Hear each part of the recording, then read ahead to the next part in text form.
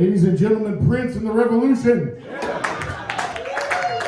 That's how much we can afford on a band. Hey man, you want to come play your step? How you guys doing tonight? Good? I am probably the last comedian, so you won't have to sit on these damn things any longer.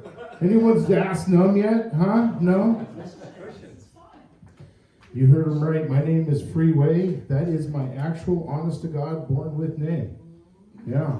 I'd ask my dad, I'd be like, why'd you name me Freeway? And he'd be like, dude, Quaaludes would make you do some weird shit. You could have been off-ramp.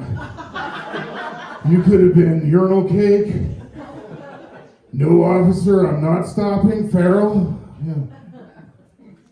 He was a hippie. My mom was a hippie. She's not anymore. She's been hallucinating. She's a housewife for the last 25 years. I remember when I was growing up, it wasn't easy growing up with a name like Freeway. It really wasn't. I got picked on a lot. I remember I went to this event once, and I was going to go through the entrance, and this person, it just makes me emotional. This person was like, as I'm going in, they're like, you can't come in here. First of all, the weird freaking name. We don't like hippies in here. We need people who have jobs. You can't come in. No hippies. Go. And I was like, come on, Grandma. It's Thanksgiving. What the hell? Jeez, lady. Just so you guys know, here's a little bit of ancient history for you. In ancient languages, my name means he who comes fast.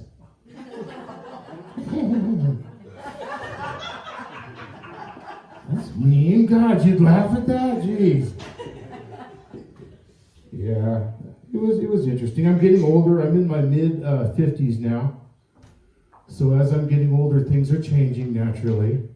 Anyone here ever have hopes and dreams? Do you remember those? Remember hopes and dreams? Did you have any hopes and dreams when you were younger? No? No, just a few? I have one hope and one dream right now. One. I want to fart once without coughing. Or vice versa. I'd like to sneeze without changing my pants. That would be awesome. Nowadays, having sex with me is a lot like having sex with an oily beach ball. Lots of colors. At one point, I'm going to deflate. You can't hold on to me. I am at my best sexually, I have noticed, when I'm trying to get the pudding out of the bottom of the cup. Because I'm all... No. It works. Getting way older. I actually now, you know how people all identify as something? You know what I'm talking about? I identify as a kitten. You know what I'm talking about? Everyone seems to do that nowadays. I identify as lazy. No, I'm serious. I have emotional support sweatpants. And ladies, you can pet them. I am part of the do I have to movement? Really? I'm getting lazier and lazier. You guys might not know this, but comedy doesn't pay very fucking well. So in addition to doing comedy, I am a security guard. Oh. Yeah, on a graveyard shift. First of all, has anyone here ever worked a graveyard shift? You have? It's a different world, isn't it? You live a different life than everyone else. Let me give you guys a few examples of what I mean. When you work a graveyard shift versus you guys are day walkers. When you work a graveyard shift, first of all, if you see a young girl and she's playing with a balloon and she's just having a good time during the day, you see her and you're like, oh, that's cute, little girl with a balloon. You might wonder where her parents are, but you think that's cute. At 3:30 in the morning, if you see that same little girl with a balloon, she's opening a gateway to hell. Okay? In the middle of the day, it just rained. You see a beautiful rainbow. You take a picture. Hey, rainbow. If I see a rainbow at 3:30 in the morning, my shit just kicked in. Yeah, no, it's the truth. I am the graveyard security guard, and I am the worst security guard you have ever met. Terrible. Horrible security guard. If I ask you for your ID, a taco will work. I kid you not. Like, you can I will never chase you. You can out-mosey me. This is literally how you can get away from me. There you go. That's it. That was the whole run I do. Now, I'm going to get back into the security guard thing in a second, but I want to ask you guys, Mount Shasta, do you guys believe in conspiracy theories? You guys follow me on you guys follow conspiracy theories? You know what I'm talking about? Just a general conspiracy. Like, let's take, for example, the moon landing. A lot of people don't think that really happened. Some people say, oh yeah, of course it happened.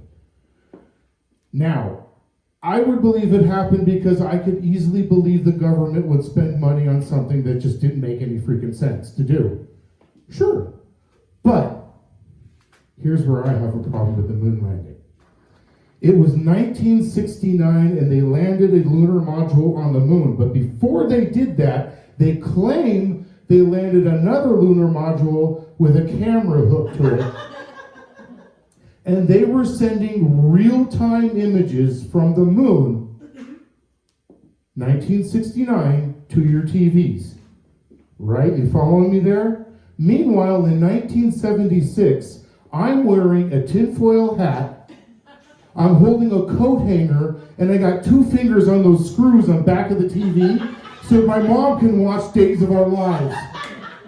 All right? It's 2024. I'm texting my mom, I'm coming home for dinner, and you want to know what she's getting? I'm coming.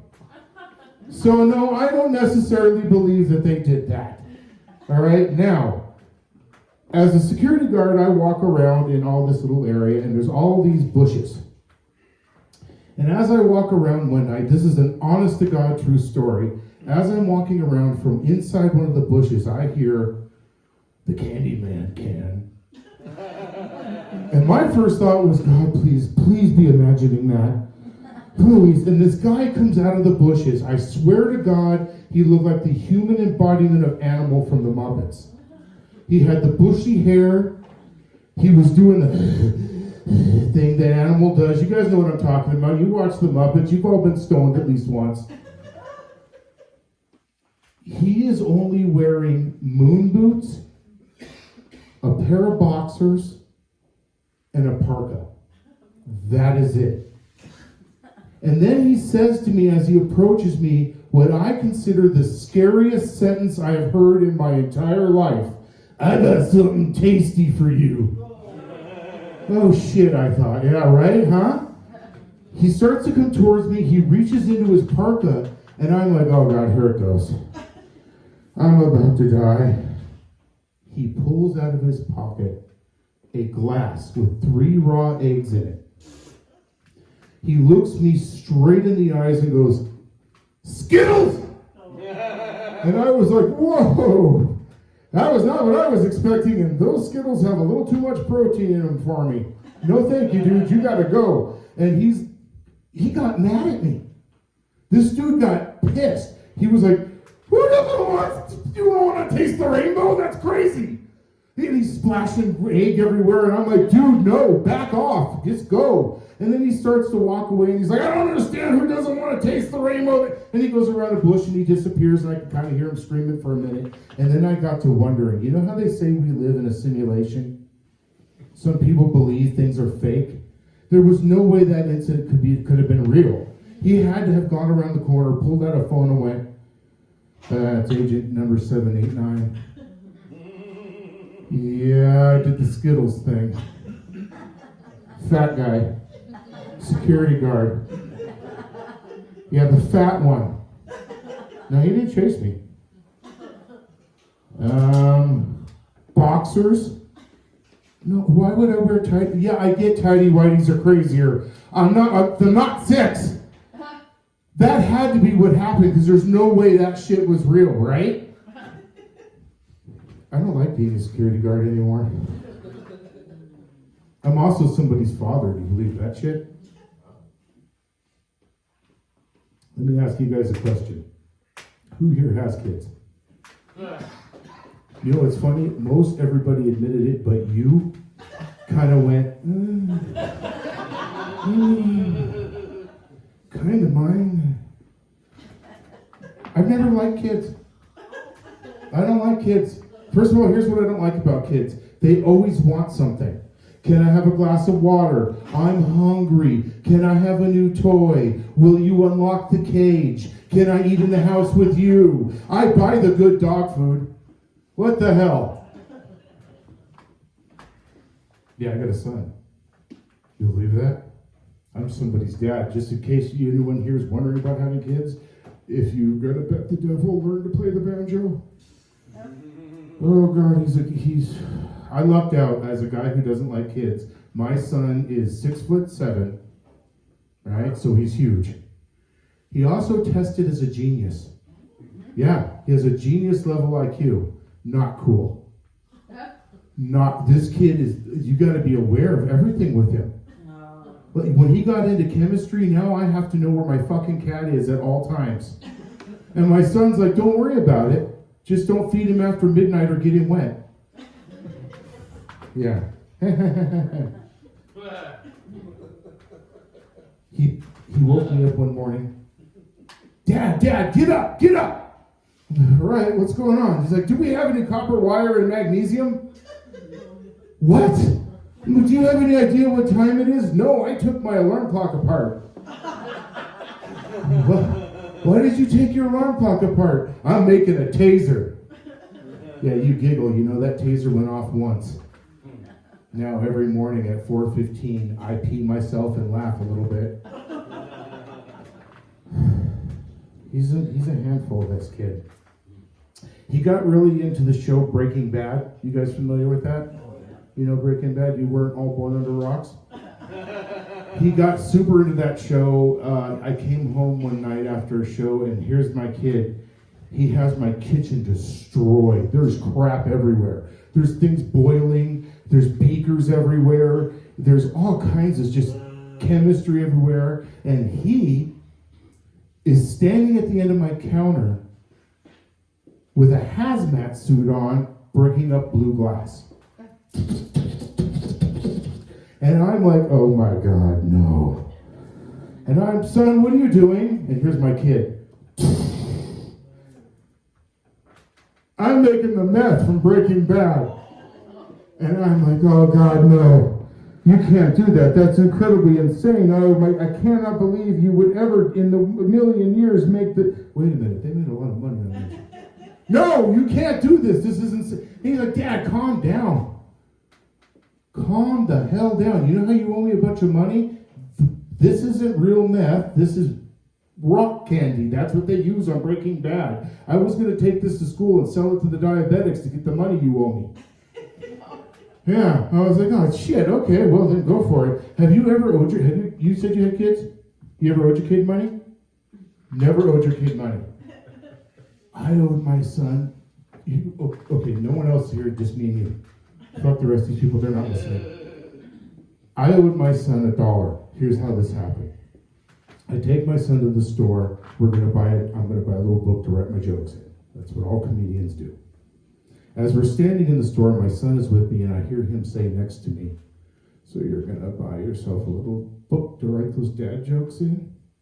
And I thought, oh shit, he's gonna make fun of me and this is gonna go bad. So I grab the kid, we run up to the counter, and I grab a book, and we get up to the counter, and I set the book down, and the first thing the kid says is, yeah, he'll take the Taylor Swift book.